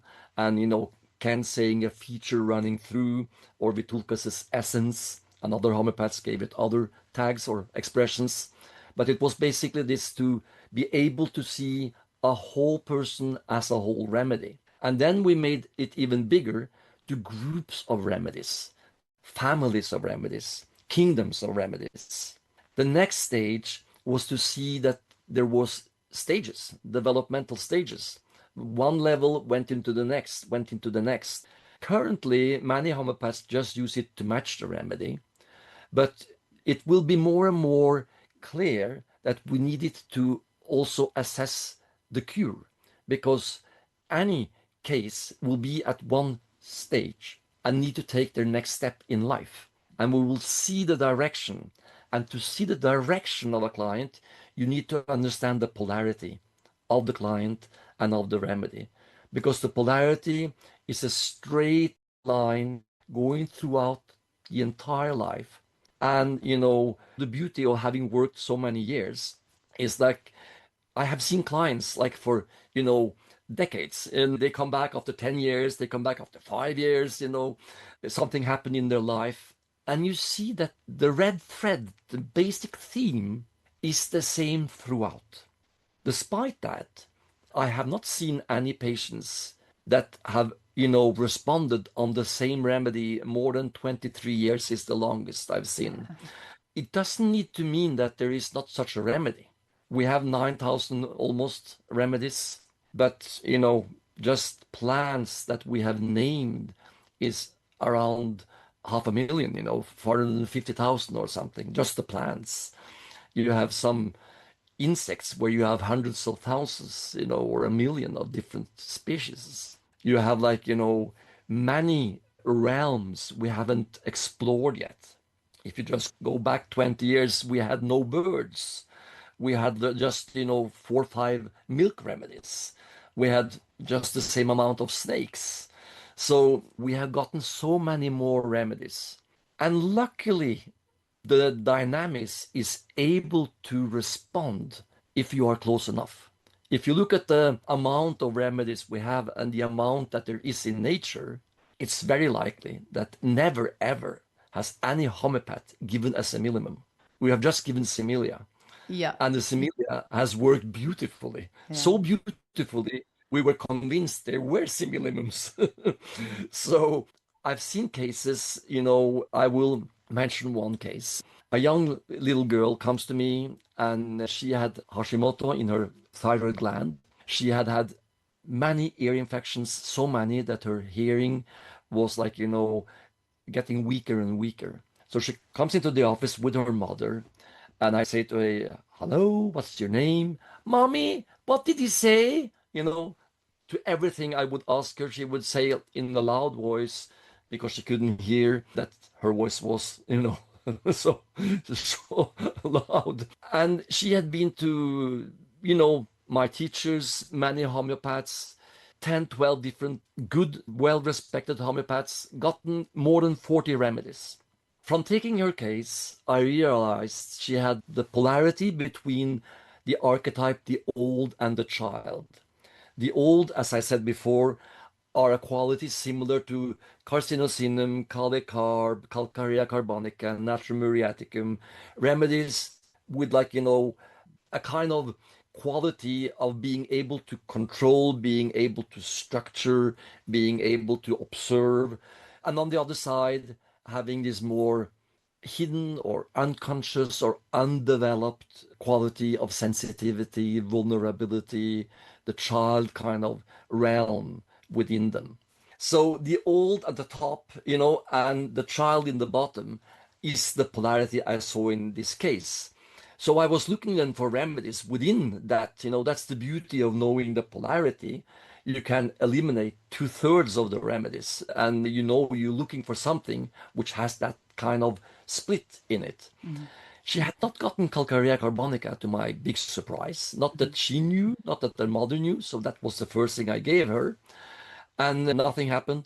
Then, she hadn't gotten carcinosinum either. This was back in the 90s. Mhm. And there is a, interesting phenomenon in homeopathy. You have this kind of winner of the year or this like newcomer that, takes us with storm. Yeah. Recently is Streptococcus tilch is Yeah. one of the recent ones. Carcinosinum was in the early 90s. Yeah. In the mid 80s, it was Thuya. And, it seems like many homeopaths around the globe realize what the remedy is about at the same time. You get articles, you get books even, and people start to lecture about it, and you get a deeper understanding. So this was just a few years after carcinosinum entered the scene. Actually, it entered 30 years earlier with Phobister and his proving and his work. And Vitulkas mentioned it having four symptoms at that time. It was like blue sclera, Oh, cafe au wow. lait, constipation, and cancer in the family. It's, That do you was know all. what? This is the part that I love hearing because it reminds me, like, we didn't know much about the remedy then, but we know so much about it now. Like, it's great that our ideas of remedies change so much over years. And yeah, Yeah, they grow upon us in a way, and we start to know them better and better. And from having the next stage where there is so much mess and so much information, then you start to get the unified perspective and you see, like, more and more how it connects. And you get to a point where you even are able to, like, predict what would have happened or what should, be expected as a reaction. So I gave a carcinosinum, nothing happened. Then I happened to be in a conference in London, and I listened to a proving of lacumanum. And I came back, and she had a follow-up, and I was sitting there, and I said, what is this? I never experienced this before.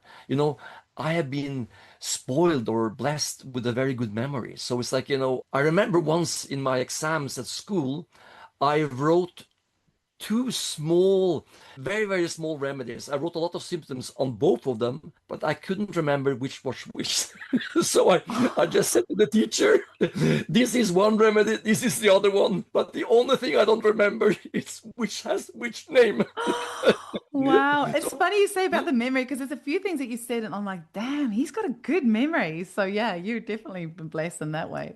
So, I sat there with this client and I'm thinking, I know this remedy. I've heard this remedy, but where? You know, where is it from? What is it? What is the name? And I'm sitting there as I'm talking to the client, trying to remember. And suddenly I realized, ah, this was just 3, 4 weeks ago.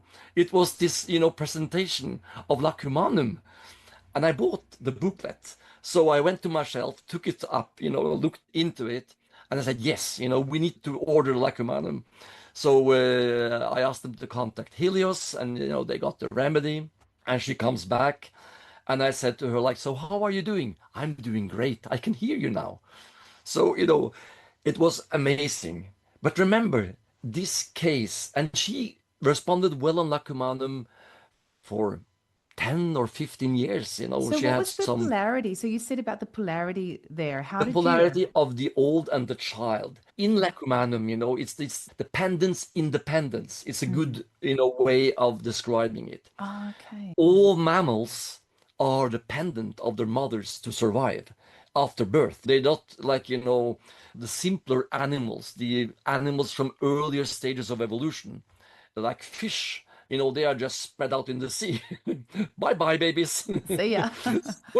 So, uh, turtles are, coming up. They're hatching from their egg by themselves, Mm. heading back to the water turtle.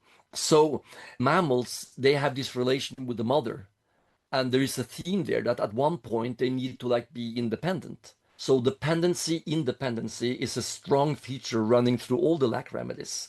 In Lacumanum, you have, of course, like, the human aspect to it. And as I said to you, there was something with this girl that, she was the older sister. There were two. The brother was like, really not behaving nicely, had anger fits, And if the parents, said no to him or stop it, she would cry. She would weep because she felt so bad that, the brother was getting in that kind of situation and she was not handling it. She tried to be so proper, but still she was completely dependent of her mother. So there was one side of her trying to be good at school, getting good marks, cleaning up her room, being proper. And on the other side, the child had not, let go. She was like, of course, with the illness, with the hearing, it's natural to understand the dependency. But that was like a part of it. Later, I treated the mother, and she did not have any contact with her mother. Only thing was that once a week, her two children could see their grandmother. The grandmother would call on the phone, say, I'm just outside now. The daughter wouldn't even reply. She would just hang up and send the kids out, and the kids would return a couple of hours later. So they had some relation. So there again, you see that the same theme of like closeness, too close, and not having any contact was there as well in that generation above. And the mother also got like humanum. So the grandmother never came because, of course, the daughter never told her about homeopathy. So then, this case shows so clearly that you're given all good remedies. Brilliant homeopaths, put their soul into it, trying to help this child. But there was not a remedy close enough to help her. So, sometimes you need that particular remedy to get the response. That's the good thing about, developing more remedies. And Is on that the other side, sorry, this is the practical side of me that's always like, how is this relevant? So this polarity, like the polarity of the remedy, is that something that you teach, right? yes. Okay. So where can we do that? And this is the ADHD part of me that's like, I want to know the information because I want to know. Right I'm say now, that I say that tongue in cheek. I don't mean to offend anyone. I say that no, in no, no, like no. a tongue in I cheek way. taught about the archetypes in many different countries all around Yeah. Europe. And So this is as part of the archetypes. This is what you teach this is the. part of the Okay, archetypes. gotcha. All the Yeah. archetypes have a polarity. Right now, I'm doing a webinar for Marcus at the Che uh, Okay. on the Yeah, because you've got this, archetypes. there's the seven archetypes, right? And That's then right. you're teaching the polarity in each of those. And then there's That's right. remedies in each of those. That's right. Okay, got it. Remedy, Excellent. remedy groups. It's Okay. basically, you can say that this way of perceiving things more and more unified. Yeah, gotcha. I said it is intrinsically connected with polarity. When you see polarity, you can see where the core is.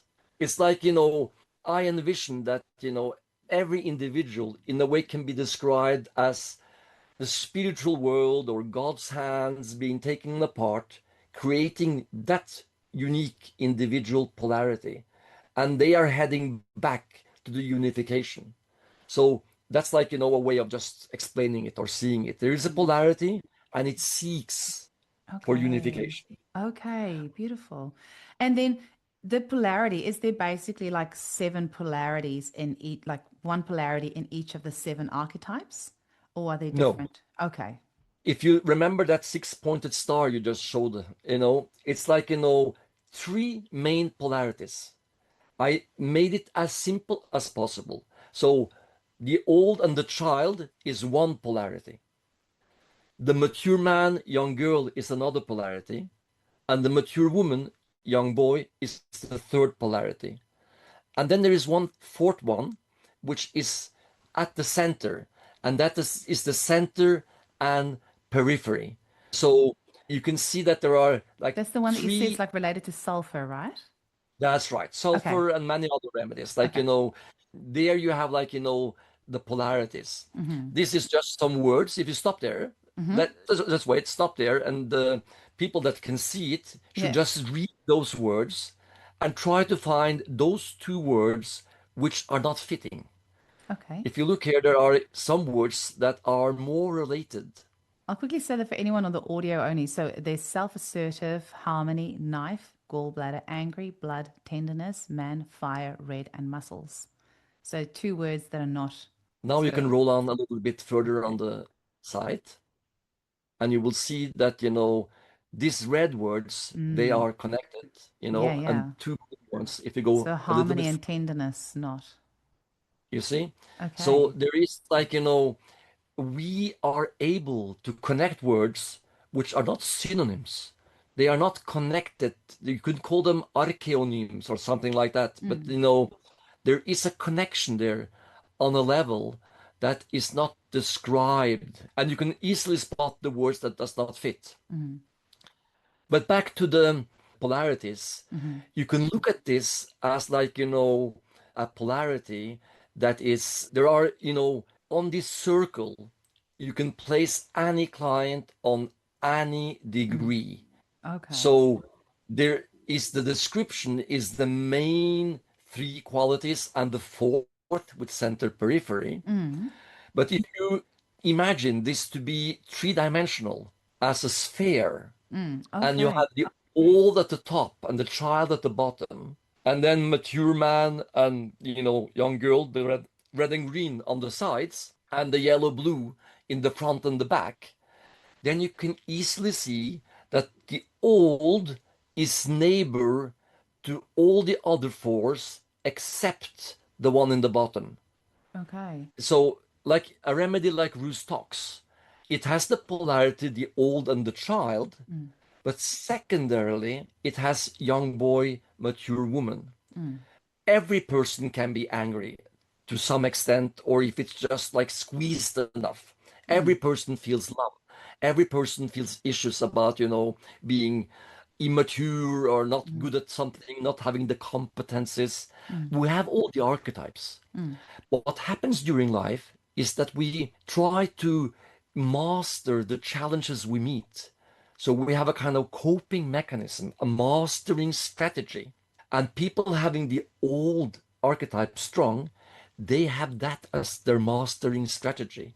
I'm solving problems in life by making a list, calcarea, by taking control, by taking responsibility, carcinosinum, aurum, by, doing my duty. That's, who I am. Everybody should see me being the responsible one, should see me being in charge. I take control.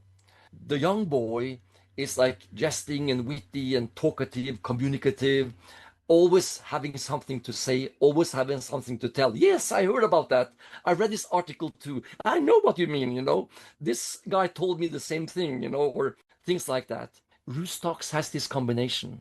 On one side, the chillness, the coldness, the control, the suppression of deeper emotional stuff. And on the other side, this like restlessness, better by moving. So you can see, like, in the spherical model, there will be the old and then tilting slightly towards young boy. But in the flat model, the old and young boy are not neighbors, are not next to each other. So to make it like visual, you just place the axis between them. So, any model is a reduction of reality.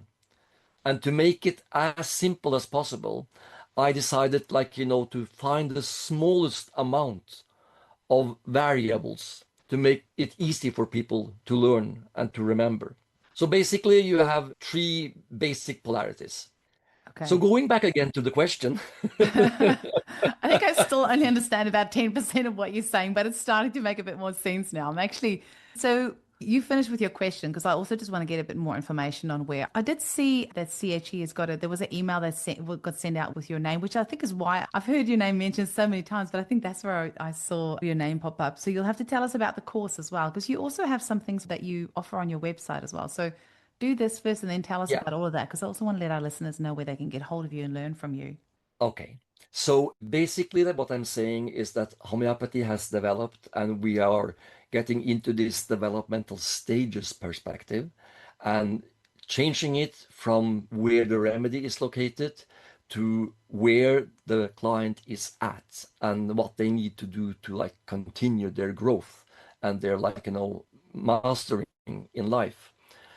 And that changes the perspective from removing symptoms or illness to cultivating health and abilities and strength. So we're starting to see what the remedies are doing. And it's coming up like, in the more intentional meditative kind of provings.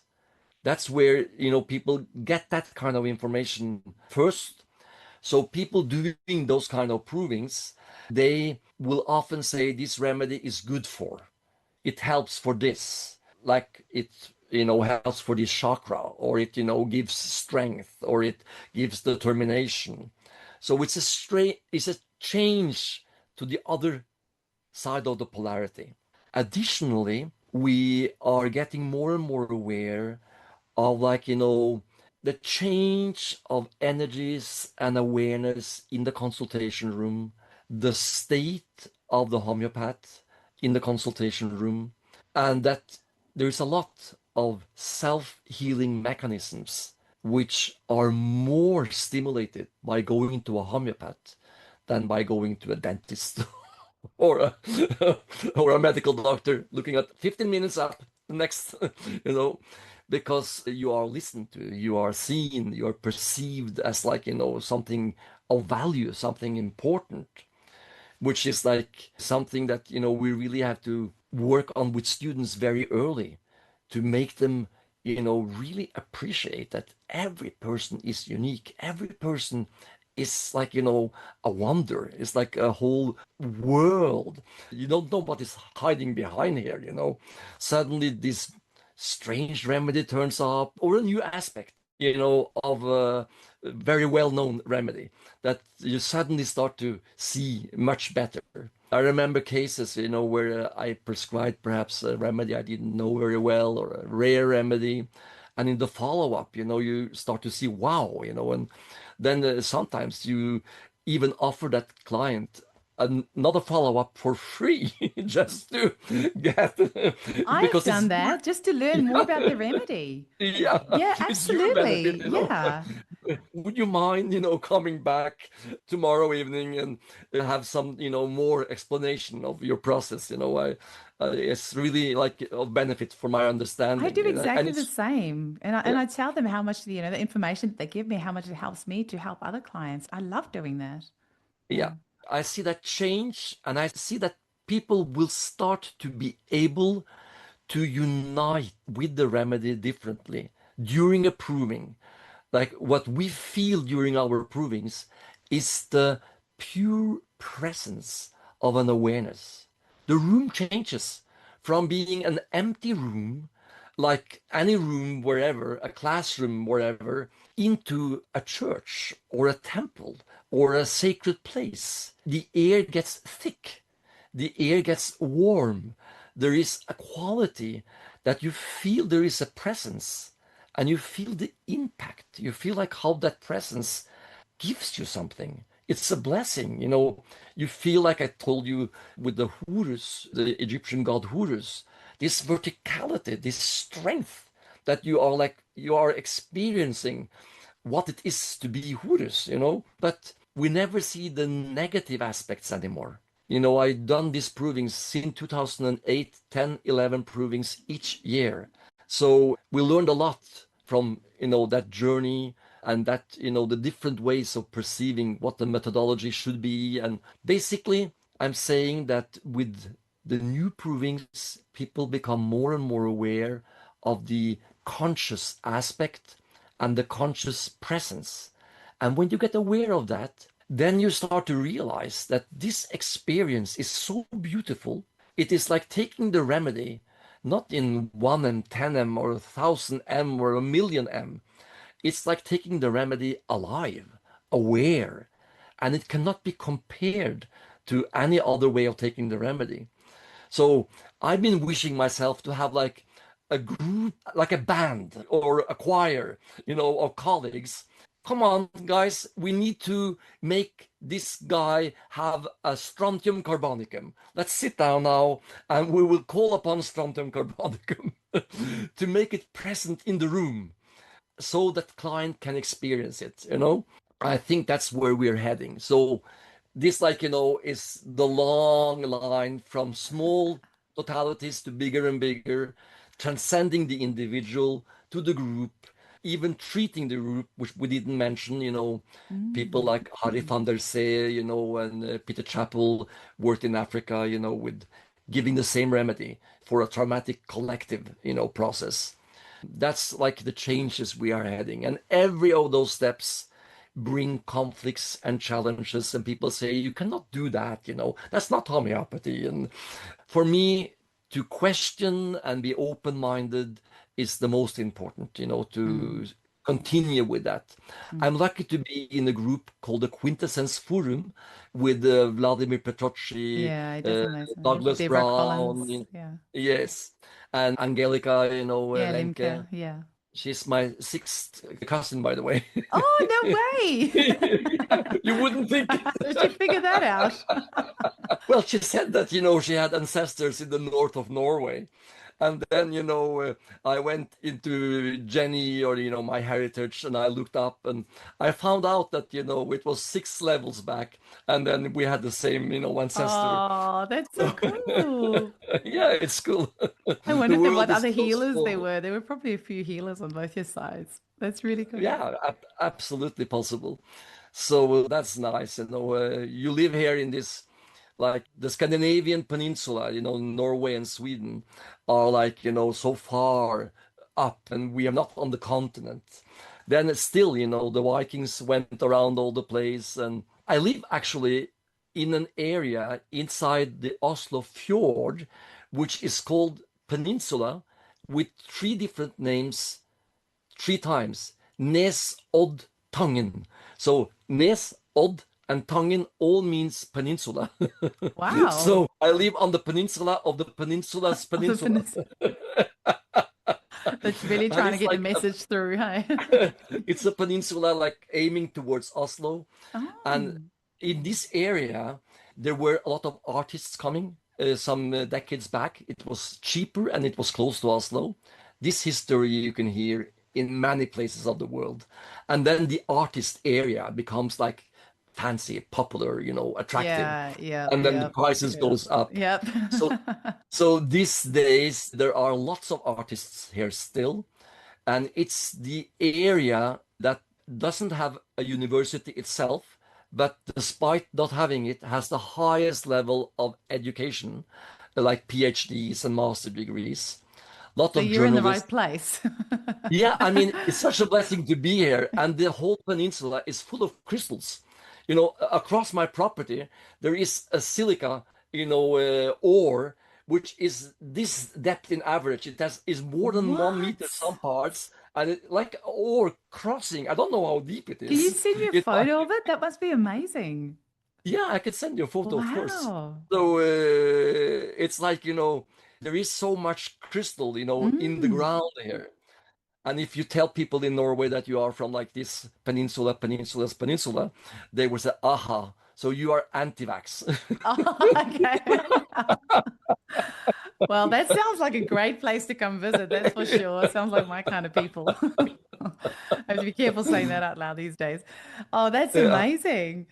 And it's a Wow. peninsula, so there is water all around. You can see in the Mm. background, you can see some of the water. So on 3 sides we have water, then we have woods, and it's beautiful to be Oh, so this close sounds to beautiful. nature and at the Mm. same time so close to town. Sounds After perfect. after COVID, we build, this practical practice building next to the house. I share my practice between Oslo and being here, and that's great. I started actually collecting online clients because I have clients all over the place, and then putting them a day where I didn't need to go to town. Mm. Then clients that live in the area said, but you're practicing from the area, cannot we come and see you there? So then we made it possible for people to come and So you are still taking clients online? yes, Oh, clients both in amazing. Oslo and online as well. Beautiful.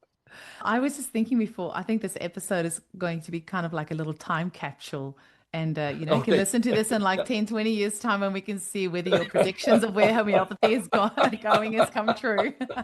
I like that. Uh, so I just want to, you've got two websites here, holonity.com, holonity.com. And then the Yes. other one you're going to have to pronounce. Skarpsno-klinikken, the Skarpsno Clinic. Okay. Skarpsno is the area in Oslo where we have the clinic. So it's the Okay. Skarpsno Clinic. And that's, for the practice, it tells Mhm. who we are in the clinic and what we're offering, a little bit about each of us. But Okay. Holanity is my main website. And It's you a have to say combination what of Holonity means as well. Like, Yes, I will. I was looking for a word that, could really contain the core of what I'm doing, not only within homeopathy, but also in perennial philosophy. And a holon is a term that was coined by Arthur Koestler in The Ghost in the Machinery. A holon is something which is both a part and a wholeness at the same time. A cell is a wholeness, but also a part of a tissue. An organ is a wholeness, but also a part of the body. A human being is a wholeness, but also a part of the family, the community, the ethnic group, or, the whole population of humans on the earth. So a holon is both a part and a wholeness. And there is a hierarchy of holons, from the smallest holon all the way up to the biggest holon. So what we are doing is to make people more healthy, to make people take their next step in their journey, to make people master their life. And all those things means that you start to relate in a better way with the bigger group. You start to be of more benefit and blessing for humankind. You start to, work in harmony with something higher and bigger. So the degree of harmony between the one holon and its higher holon is what I call the degree of holonity. So it's the degree of health, it's the mm, degree of awareness. So holonity, I choose it as a unique word, a word I coined myself, mm, to also make sure it wouldn't be mixed with other things, to make a mm. unique website. So it was a combination of a strategy of having a unique concept and finding a concept that would cover. I couldn't find the word anywhere, so I had to create it. So Well, we holonity, now have improvings and we have holonity. So yes, and be thanks. knowing. Yeah, and be knowing. Well, yeah, I love how you're just creating. If it doesn't exist, just create it. I love it. I love Of it. course. Well, you speak a few different languages as well. So you're just like making like words up as you go with just tell, Well, tell our I listeners grew again up how many because yeah, you mentioned to me, but tell I me about grew how up many in languages. Spain, Yeah. and I grew up in Menorca, and Menorca is a part of Catalonia. So they speak Menorquin, a Hmm. dialect, of, if you say that Las Niñas Bonitas en la Mañana, that's Spanish. But in Hmm. Menorquin is Las Nenas Macas del Matí. So it's, quite different. So I speak, both of them, but Menorquin has become very passive, so I understand everything, but I struggle sometimes remembering words. Oh, yeah, that's the word. Then I had German in school, and we needed German to study homeopathy, and herbology was all, in German. Of course, everybody in Norway needs to learn English, it's compulsory. So we had that as well. Then I went to France where I met John in southern France. And I stayed there one time for 3 or 4 months, I think, So during that period, I learned French. And I had a very, huge interest in Egyptology. I went there as a guide. I had, trips back in the late 80s, early 90s, where I was the trip, administrator. I made the ads. I was the guide. So I made the whole trip and invited people to join to go to Egypt, which was a trip with meditations in the morning, in the evenings, and where I lectured about Egyptology. Then, of course, with that interest, I studied a lot of, the old Egyptian texts, and there are around 700 hieroglyphs. I've seen many of them many, many times. Many of them I know how to pronounce, I know what they mean, but I cannot read, the hieroglyphs like that. But I don't know, many people can that. A few I know can, but very few. But I know, what they mean. And it's important because it's a different way of, it's a different semiology. Semiology is the science of how we use words, symbols to portray meaning. If you take the word pharaoh, pharaoh is Greek. It's para in Egypt, para. And it's written with two hieroglyphs. One is a square like that with an opening in the bottom. It's per, and it means house. The other one is a scepter that, the rulers have. And the scepter is like a double A. Per a. So it means the ruler in the house, the chief in the country, the chief in the palace, the ruling principle within what defines us, So it's a different way of portraying meaning, which is more in pictograms. And it says more things at the same time than just saying A the picture paints ruler, 1,000 words. Yeah, Yeah. that's right. And then I've been very interested in Kabbalah. So I studied the Hebrew language. I know all the letters and their inner meaning. Every letter has a hidden picture behind it. The first letter Aleph means ox, but it's not an ox in the picture. It used to be. It's the A. If you just look at the big capital A and you turn it upside down like this, the line across and then like this, you can see the ox head. So it fell down on the side and then it was turned upside down. So every letter is a concept. And the old letters and numbers were the same. A was 1, B was 2. So there was not different symbols for letters and numbers. That was split later. So now we're going back to something which unifies more and more. At this stage, we're going back to a state where letters and numbers unite. So that is the attraction I got for this very deep way of perceiving things in a unified way. So basically, my interest is in how are we portraying meaning with words, with concepts, with symbols. And that's what the client are doing. They are portraying their meaning, to us, what they experience, how they feel it. And we can use drawings, we can use different ways of getting there. And they can get different, impulses from all these realms of things that carry meaning. Even a symbol has a healing, quality in it. So that's Amazing. the language part. It's basically to understand, this deeper quality, which is my drive. And I've been genetically tainted. My grandfather, I think it was, spoke 12 languages, and his father Wow. 14 languages.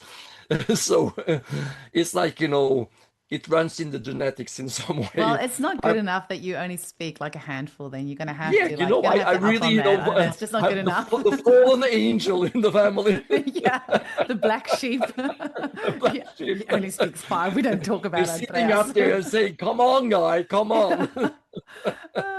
Brought shame on your family, Andreas. I don't Yeah. know.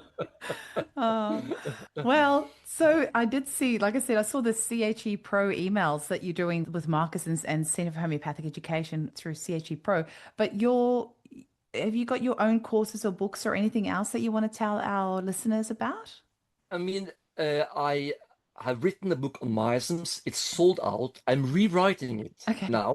And I just did a course on miasms, a webinar series, 4 webinars, which are available on my website, holonity.com. They are available in English, in French, in Slovakian, I think in Serbian, in Bulgarian, and in Yeah. Polish. You don't have it in So, Xhosa? what? You don't have it in Xhosa? I'm very disappointed. You haven't I'm heard of so them? sorry. It's an African It's language. It's just fun to say. it's due to my good friend, Vladimir Petrotsky, that Oh, Vladimir. Yeah. he offered his platform. He had translators. I got hold of some translators, so it was simultaneously translated. Oh, That's why amazing. it's Wow. available in those. You can just go on my blog site, pollarity.com, or send me a mail, Andreas N. Bjørndal at Gmail. So it's easy, but you find the connection and Okay, we'll have it in the contact. show notes as well. So people can just pop Oh, into okay, the show notes and find it there yeah. too. Awesome. And I'm also writing a book on the archetypes as well. Good. So far, I only lectured it, in many different places. And right now I'm doing it for Che, and probably it will also be available in online. And of course, if you are a Pro Che member or Che Pro member, I'm not sure what is Yeah, CHE Pro or Chair Pro or yeah. Che Pro, Yeah. then you will have it available there as well. Yeah, I have Because yeah, it will be there, and then you can watch all the four of them. Amazing. That's things that are available. The two books are coming, and then these webinars as well. I have lectured, almost any possible topic within homeopathy and lots of medical subjects as well, naturopathic and stuff like that. When you are the principal of a school, which I was for many years, every now and then there is a lecturer that turns sick and you just have Yeah, to I perform. had to jump in. So I had a trick. I made everybody that was lecturing to give their lectures into a pool of lectures. So all the teachers Amazing. had that available. Yeah, And they great. just needed to recognize the ownerships and who started it, and they could continue it. So it was, available for us That's very to have. smart. Yeah, Yeah, great. Yeah. I've been quite a lot involved with education. It started back when I was the chairman of the Norwegian Homeopathic Society. We realized people that were trained in Sweden didn't have any clinical training. So when they came to Norway to practice, they just didn't manage. They didn't Mm, cope with that change of just learning things to practicing them. And then we realized we needed to make some requirements on the clinical training. And that work with the requirements of medical training, homeopathic training, and clinical training was the start of the European guidelines. Then we took that off to Europe, and I became, the first chairman of the European Council of Classical Homeopathy, as well as the international. So at one point, I had these three chairs at the same time, and we were working, closely with Stephen Gordon, that passed away some years ago. Anashada also was in the core group, and we were working with, implementing some kind of standards. But we soon realized that the discrepancy was so big within particularly medical field that we needed to be flexible. We had some naturopaths from, the US and Canada that had 4 or 5,000 lecturing hours in medical subjects. And then we had one guy from New Zealand having 50. That was like the biggest, and in Europe there was 600, 800. So instead of, forming it to requirements, it became guidelines to aim towards. The strange thing is that all those years working, with that, I also sat in two government commissions implementing a completely new law for complementary oh, therapy in wow. Norway and the Research Institute, and rules of regulations of importation of remedies to assure that we could get hold of whatever we needed. So I've been working quite a lot politically. But in the early years, it was very much like we need to have these requirements, we need to reach this level, and being more strict. And as Mm. I became older, I became more like a grandpa. And it's like, anything goes, you can help, anybody can do some benefit for others. And the focus changed more to provide the clients with all the tools they need. I Mm. learn them how to prescribe on themselves. Yeah. I have courses for my clients on, first aid things. I learn them how to change the potency to make them, self-sustained, and understanding their own process. It's their process, it's their life, it's their health. I'm just walking next to them for some years or something. That's So beautiful.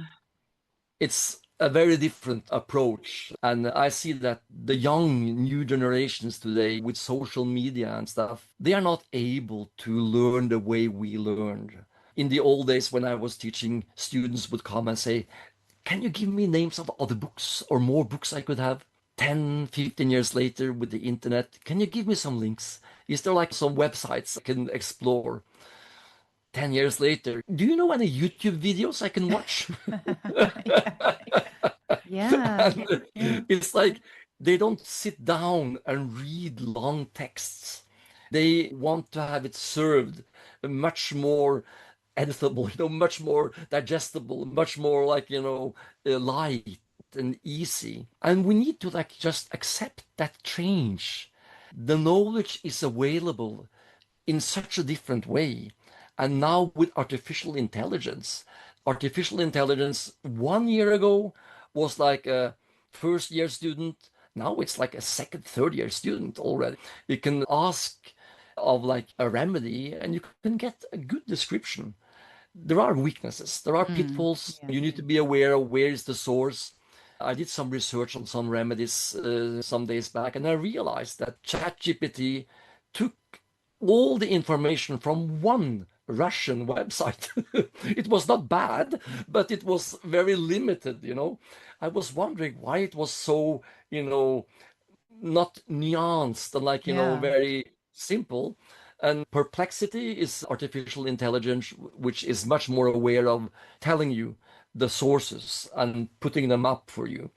But this will change so quickly that, in the future, we just have to accept that there will be artificial intelligence which will find remedies for people at a quite good level Yeah. and will That's tell actually them quite how to take amazing. it and what to be aware of, Yeah. how to understand reactions. Yeah. So we are living in a completely different world. What was a revolution when Kent and his wife put up all the rubrics in the repertory, came into a new revolution when we got the computers and, Frederick Schroyens and of course also, David with the Synergy. No, today it's called Synergy. It was called Mac Repertory and Reference Works at that time. David Workington, he was the one starting that. And at that time, you suddenly saw repertory available online or in the computer, and suddenly you had all the books available. I haven't used the repertory for 15, 20 or more years. I'm going into the computer, I make my own rubrics. I want desire slash craves slash aversion nuts or peas or salt, because I know desire and aversion can be, Exactly. only There's an listed energy with, in yeah. one place. Yeah. So Yeah. I want to have it with me. Ah, And then I make my own rubrics, and the computer takes all the books, materia medicas, all the repertories, lots of articles, lots of cases, and searches them all. So I get a much better hit. Of course, we could say, well, then you get too many remedies. Not at all, because, these computers are just a reminder of what might be a good remedy. Then I need to look at the suggestions. No, no, no, no. Yes, that's a good one. Oh, that's a better one. Oh, that one. That's beautiful, So that's like the way it changes. And now the artificial intelligence is replacing to a new step. And I think, you cannot do anything about it. You just have to make sure to use it in the best possible way. And yeah. Yeah, um, absolutely. We've got a AI on our website that we've had there for 2 years. She's called Jeannie. And it's been yeah, great. We've had so many clients say to us, my child had an ear infection 2 o'clock in the morning, and I went to Jeannie and she told me what remedy to use and it helped my child. So I think yeah, it's definitely got uses to it. yeah, Well, yeah. Andreas, it was really, really lovely to have you on today. I'm glad we spread this out over 2 days because I would have hated to have to cut it short. And I'm sure we can chat for much, much longer. But I'm excited to go have a look and see CHU Pro. I'm going to have to catch up on the ones that you've already done. And you're doing one tonight again, you said? Yes, the Yeah. third one in the series of four. Okay. Incredible. Yeah, it's Well, been great being here with you. I mean, thank you for oh, having me. It's been a really nice experience to it's just a chat. huge pleasure. I hope you get to come hang out in Australia at some stage. It would be lovely to have you over here. Yeah, absolutely. Absolutely. When I was took my master's degree in homeopathy, I studied with Alistair Gray, and Oh, yeah. always we always said, good morning, good night, how are you? Good Yeah, morning, good yeah. night. Because we were Diff- at the opposite sides of the earth. Was he in New Zealand then, or was he already in America then? No, he was in New Zealand He and, was in and New Zealand Australia. then. He was teaching Yeah, yeah. both places. Yeah, he was one of my lecturers as well when I was in New Zealand, but I watched the DVDs of him. Yeah, Wasn't yeah, I see.